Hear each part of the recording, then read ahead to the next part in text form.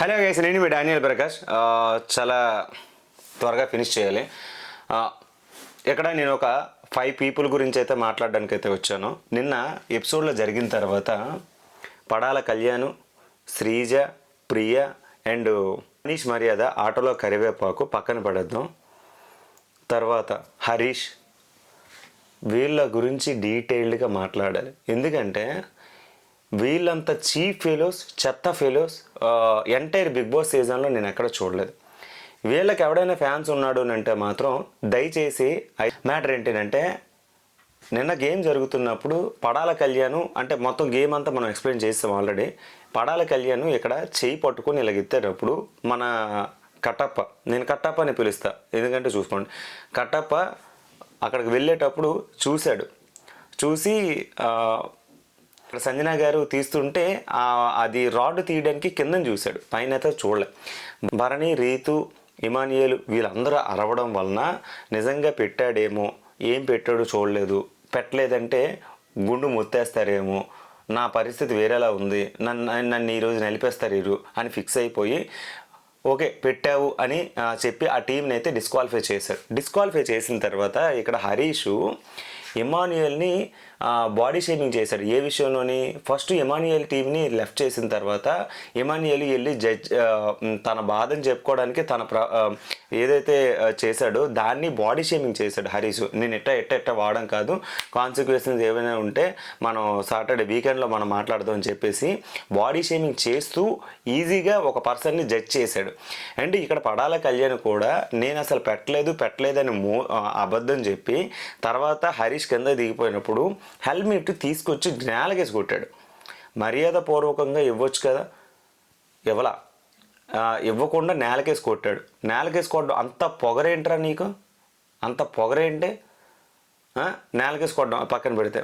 Emmanuel పక్కన వెళ్తేప్పుడు ఇలా don't touch మనుషులు అనుకున్నావా లేకపోతే ఇంకేమనుకున్నావు? నువ్వు కామన్ మ్యాన్వి, పైగా దట్టు ఆర్మీ ట్యాగ్ వాడుకో నువ్వు లోపలికి వెళ్ళావు. ఇన్ కేస్ వితౌట్ ఆర్మీ నువ్వెవరో అనేది నీకు కూడా తెలియదు. వితౌట్ ఆర్మీ నువ్వెవరో నీకు కూడా తెలియదు. అండ్ నేను 2 డేస్ బ్యాక్ జరిగిన ఒక చిన్న లైవ్ వీడియో క్లిప్ బయటకు వస్తే ప్రియాతో ఇతనికి ఆర్గ్యుమెంట్ అయ్యేటప్పుడు ప్రియా ఇతనితో కావాలని ఆర్గ్యుమెంట్ పెట్టుకుంది, అది వేరే విషయం.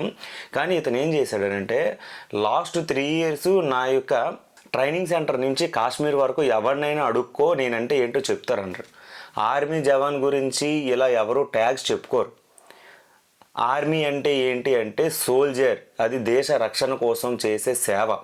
దానికోసం అందులో వంట పని చేయడం కూడా అదృష్టమే. వంట పని చేయడం, అక్కడ ఉన్న వాళ్ళందరికీ ఇప్పుడు వీళ్ళకి సెపరేట్గా ఎవరు ఉండరు, వీళ్ళలోనే కొంతమంది టీములుగా డివైడ్ అయిపోయి ఒకరు ఫుడ్ సెక్షన్లోని, ఒకరు వాష్రూమ్ క్లీనింగ్ సెక్షన్లో డ్యూటీస్ రెస్పాన్సిబిలిటీస్ వీళ్ళు కొన్ని పెట్టుకుంటారు. సో అది చేసిన వాళ్ళు కూడా ఉన్నారు. అదృష్టం నన్ను అడిగితే. ఒక దేశ సేవ రక్షకులకు ఫుడ్ పెట్టడం అండ్ వాళ్ళకి పనులు చేయడం కూడా ఒక రకంగా అదృష్టమే. అది కూడా సేవ రూపంలోనే వస్తుంది, దాన్ని ఎవరు కూడా చెప్పుకోడు. నువ్వు ఉన్నావు చూడు, ఎవరినైనా అనుకో 3 సంవత్సరాల్లో నువ్వేం చేసావు అనేది కాకుండా బిఫోర్ 3 సంవత్సరాలు నువ్వేం పీకో, ఊర్లో ఏం చేసావు అది నువ్వు చూపించాలి. కామన్ మ్యాన్ అంటే అదే. నీ యొక్క దేశ రక్షణ సేవ గురించి నువ్వు అసలు ఎలాబరేట్ చేయకూడదనే నేను ఫస్ట్ చెప్పా. ట్యాగ్ వాడుతున్నావు, అది వాడకుండా నువ్వు ఏదైనా చేసుకో, అన్ని రకాలుగా బాగానే నచ్చావు అనుకునే టైంకి మళ్ళీ ఇది స్టార్ట్ చేసావు. అండ్ ఇప్పుడు మనుషుల్ని చూసే చిన్న చూపు కూడా నాకు అస్సలు నచ్చట్లే. శ్రీజ చెప్పినట్టు వినేస్తున్నావు అండ్ ప్రియ చెప్పినట్టు వినేస్తున్నావు. హౌస్లో మీ యొక్క కామనర్స్ ఏదైతే ఉన్నారో వాళ్ళ మాటలకి ఇన్ఫ్లుయెన్స్ అయిపోయి సెలబ్రిటీస్ తోటి గొడవలు పడుతున్నావు తప్ప కానీ నీకంటూ ఓన్గా ఇండివిజువల్గా కంటెంట్ అయితే ఇక్కడ లేదు బిగ్ బాస్ హౌస్లో. ఇది మ్యాటరు, అది నీకు అర్థం కావట్లేదు. అది రెండోది ఏంటంటే, ఈ ఇమాన్యుయల్ని ఇలా చూసే చూపు చాలా అంటే చాలా చిరాకు వచ్చింది.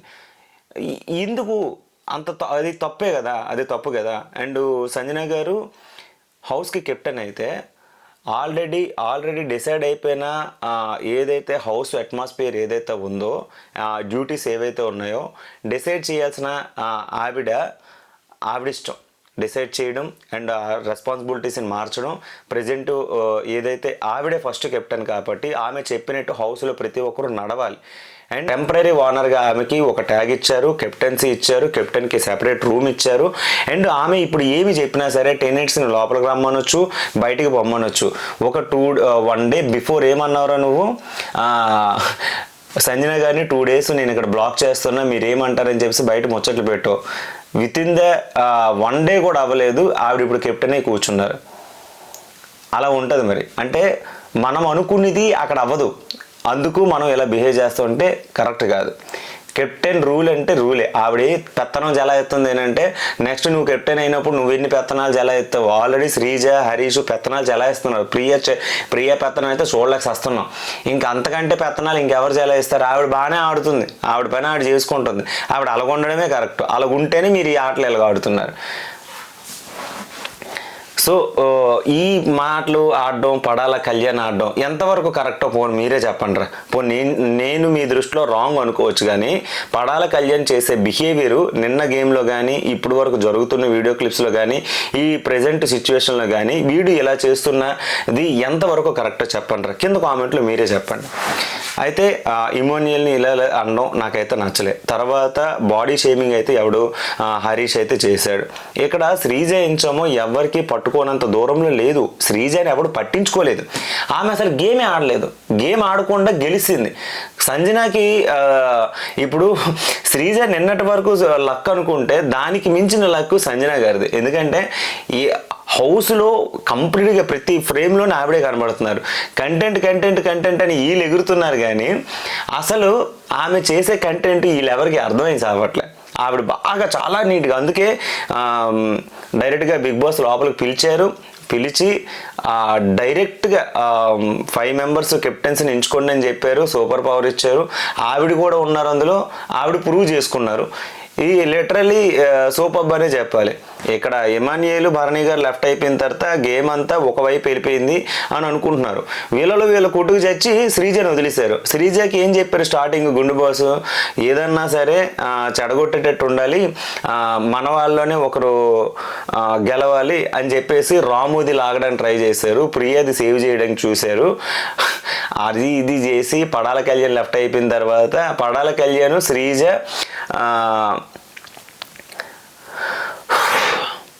పడాల కళ్యాణ్కి మరి మన పడాల కళ్యాణ్కి హరీష్, శ్రీజకి ఎవరి ప్లేస్కి వెళ్ళింది శ్రీజ, శ్రేష్ఠ అది. ఓకే, ప్రియ శ్రేష్ఠ అనుకుంటా. ఓకే, పడాల కళ్యాణ్ ఎప్పుడైతే లెఫ్ట్ అయిపోయిన తర్వాత ఇప్పుడు శ్రీజను వీళ్ళే ఉన్నారు కాబట్టి శ్రీజని అలా ఉంచారు. ఇడిదట్ అయిపోయి వీళ్ళు కొట్టి తెచ్చి శ్రీజని వదిలేశారు. పాపం రాము ఇచ్చిన ఎఫర్ట్స్లో 1% కూడా శ్రీజ ఇవ్వలేదండి. అలా నించొని ఉండిపోయింది అంతే. జస్ట్ చిల్లు మూడు, కాలు కదపలేదు, బుర్ర తెప్పలేదు, చేయి తెప్పలేదు. యాజ్ ఇట్ ఈజ్గా ఉన్న పొజిషన్ అలాగ ఉన్నది. సో ఆమె గెలిచింది. సో ఇంకా వాళ్ళు విన్నింగ్ని అయితే సెలబ్రేట్ చేసుకున్నారు. ఇక్కడ మనోడు గేమ్ ఆడింది అయితే 100% రాము తప్ప ఈ గేమ్లో ఎవరు జెన్యున్గా ఆడలేదు. పాపం చాలా కష్టపడ్డాడు కుర్రోడు అయితే మాత్రం, బాగా ఎఫర్ట్స్ పెట్టాడు. లిటరలీ కష్టపడిన దానికి ఫలితం రాలేదు అని అంటే అది ఈ విషయంలోనే నాకైతే అనిపించింది, ఇతని విషయంలో అనిపించింది. ఇంకా ఆమె కెప్టెన్గా రెడీ అయిన తర్వాత లోపలికి వెళ్ళేటప్పుడు సంజన గారి కెప్టెన్ అవడం ఇటుపక్క కామనర్స్కి నచ్చలేదు, ఇటుపక్క సెలబ్రిటీస్కి నచ్చలేదు. ఒక్కొక్కరు ఆమె గురించి చాలా వరకు బ్యాక్ బిచ్చింగ్ చేసుకుంటూనే ఉన్నారు. ఇటుపక్క ఇమానియేలు, భరణి ఎక్కువ కంటిన్యూస్గా డిస్కస్ చేయడం, తనూజ డిస్కస్ చేయడం, అండ్ రీతు చౌదరి వాళ్ళతోటి ముచ్చట్లు పెట్టడం, ఎలాగో ఒకలాగా ఇటుపక్క ఈమె బ్యాడ్ అయిపోయింది, అటుపక్క ఆమె బ్యాడ్ అయిపోయింది. కానీ మన గుండు బాసు హరీష్ ఏం చేస్తున్నాడంటే ప్రియతోటి ఒక మాట అన్నాడు. ప్రియతోటి ఏమన్నాడనంటే, ఇమాన్యుయల్ అంటే ఒక దగ్గర ఎంచామో నేను లేడీస్తోనే మాట్లాడుతున్నాను అనే టైప్లో ఏదో అన్నాడంట. అది మరి నాకు ఆ క్లిప్ అయితే నాకు కనబడలేదు, బట్ ఇతను అన్నిది డీటెయిల్గా కనిపించింది. భరణిని, ఇమాన్యుయల్ని కూడా లేడీస్తో కంపారిజన్ చేసి నేను ముగ్గురితో ఆడుతున్నాను అనుకున్నాను, కానీ ఆ ముగ్గురు ఇద్దరు ఒకరే లేడీస్ అనుకున్నాను, కానీ అక్కడ ముగ్గురు లేడీస్తో నేను ఆడాను ఇప్పుడు దాకా. ఆడవాళ్ళతోటి కంపారిజన్ చేశాడు. అంత బాడీ షేమింగా, అంత నోటి దోల, అరే నువ్వు ఒక రియాలిటీ షోలో ఉన్నావు అనుకుంటున్నావా, లేకపోతే ఊర్లలో వీధుల్లో ఆడే గొడవలు అనుకుంటున్నావా? నువ్వు కామనర్ కంటే ఏదో రౌడీ షీటర్లా బిహేవ్ చేస్తున్నావు. మరి నాకైతే రౌడీ షీటర్ అనే మాట వస్తుంది. అంటే రోడ్డు మీద మనం కొంతమందికి టీజింగ్ చేస్తాం చూడు, ఆ టైప్లో కనిపించింది.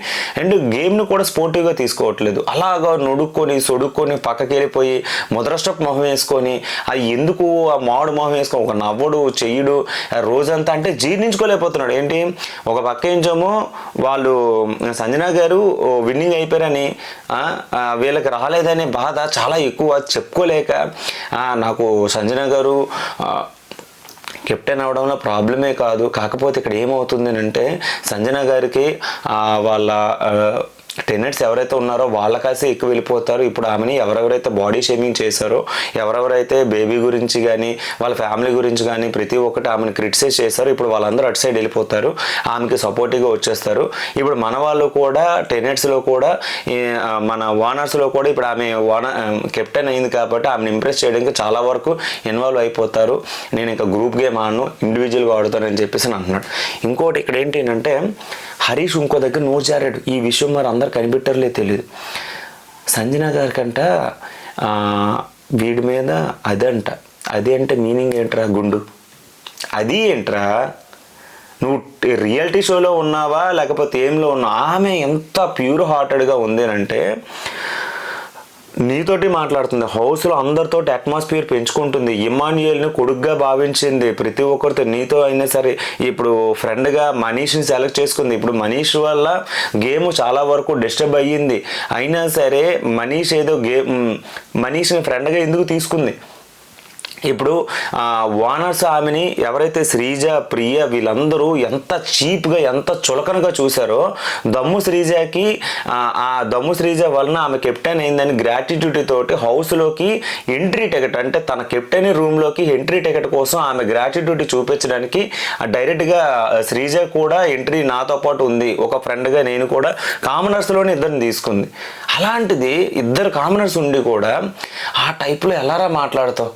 అంటే ఇటుపక్క కామనర్స్కి ఎంత సపోర్టివ్గా ఉందో అలాగే టెనెట్స్ కూడా అంతే సపోర్టివ్గా ఉంది కదా, అన్ని విషయాల్లో కూడా బాగానే మేనేజ్ చేసుకుంటుంది కదా. అయినా సరే ఆవిడకి నా మీద అది ఉంది. ఏంట్రా మాట, ఆ భాష ఏందిరా, ఏ ఊర్రా నీది, ఎందుకురా నువ్వు వెళ్ళావు? చాలా చీప్ మెంటాలిటీ రా గుండు, చాలా చీప్ మెంటాలిటీ. నిజంగా హరీష్కి ఈ విషయంలోనే నాగార్జున సారి చెప్పుతో కొట్టినా తప్పలేదు అనిపించింది నాకైతే మాత్రం. లిటరల్ ఏందా భాష అసలు, చాలా చీప్ అబ్బా, చీప్. నాకు అస్సలు నచ్చలే ఈ భాష అయితే. ఇంక ఇక్కడతో ఈ గొడవలు అన్నాయి. పడాల కళ్యాణ్ కూడా గురించి చెప్పాను. తర్వాత ఏంచేమో వీళ్ళందరూ కనిపెట్టేశారు, ఎవరు హరీష్ బాడీ షేమింగ్ చేశాడు, టీజింగ్ చేస్తున్నాడు, ఇదని.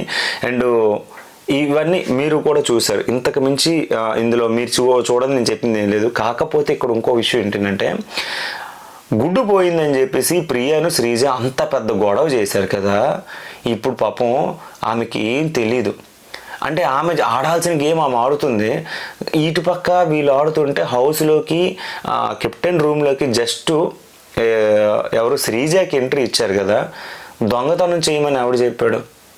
ఇప్పుడు ఓనర్సు టెనెట్స్ అనేటప్పుడు దొంగతనం చేయడంలో తప్పే లేదు, అప్పుడు మీరు అది రక్షించుకోవాలి. ఇక్కడ కెప్టెన్ రూమ్లోకి వెళ్ళిపోయి ఒకసారి నీకు శ్రీజని నమ్మి కెప్టెన్ రూమ్ దొంగ చేతికి తాళాలు అప్పచెప్పిస్తే ఏమవుతుందో చేసా శ్రీజ, నీలాగే పరిస్థితి. ఈ కట్టప్ప ఉన్నాడు కదా, కట్టప్ప అయితే మాత్రం ఆ రూమ్లోకి ఇవ్వగానే ఇక్కడ ఇక్కడ గుండె ఎగేసుకొని తిరిగేసి, నిజంగా నేను మళ్ళీ బాడీ షేమింగ్ అనుకున్నాను. బాడీ షేమింగ్ అని మీరు అనొద్దు, ఎందుకంటే చాలా సినిమాల్లోని గుండు బాస్, శివాజీ సినిమాలోని గుండు బాస్ అని చెప్పేసి కొద్దిగా ఎలివేషన్స్ ఉన్నాయి, ఆ సినిమాలో దాన్ని చూపించారు కూడా. సో ఇది బాడీ షేమింగ్ కాదు నా దృష్టిలో.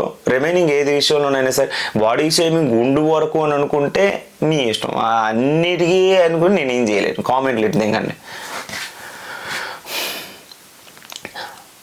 సో ఈ కట్టప్ ఏం చేశాడు, అక్కడ చెప్పి పాపం ఆ రూమ్లో ఉన్నవన్నీ చాక్లెట్స్, బిస్కెట్స్, ఏవైతే లగ్జరీ లైఫ్ కి సంబంధించి ఉన్నాయో ప్రియ మొత్తం అన్ని దొంగతనం చేసింది. శ్రీజని నమ్మి లోపల పంపిస్తే ప్రియ చేసింది ఏంటి, మొన్నటి వరకు ఆ గుడ్డు పోయిన దానికి ఒక ఎపిసోడ్ అంతా లాగారా, గొడవ అంతా లాగారా. అక్కడ 4 to 5 hours ఆ గొడవ జరిగే ఉంటుంది. పాపం ఆవిడికి ఒక బేబీ పుట్టింది, 5 months బేబీతో బయటకు వచ్చింది, లోపల ఉన్నది, బయట 5 months బేబీని వదిలేసి ఉన్నది, చాలా స్ట్రాంగ్ పర్సన్. ఆమె ఒక ప్రోటీన్ కోసం గుడ్డు తింటే టీ అడిగితే టీ ఇవ్వట్లేదు. ఉంటాయి అంటే ఇప్పుడు ప్రెగ్నెంట్ లేడీని చూసాం, వాళ్ళు సిజరిన్స్ జరిగితే ఉంటాయి, ఓకే. సో నార్మల్ డెలివరీ జరిగిన సిజరిన్ జరిగిన వాళ్ళకున్నంత పెయిన్ ఎవరికి ఉండదు.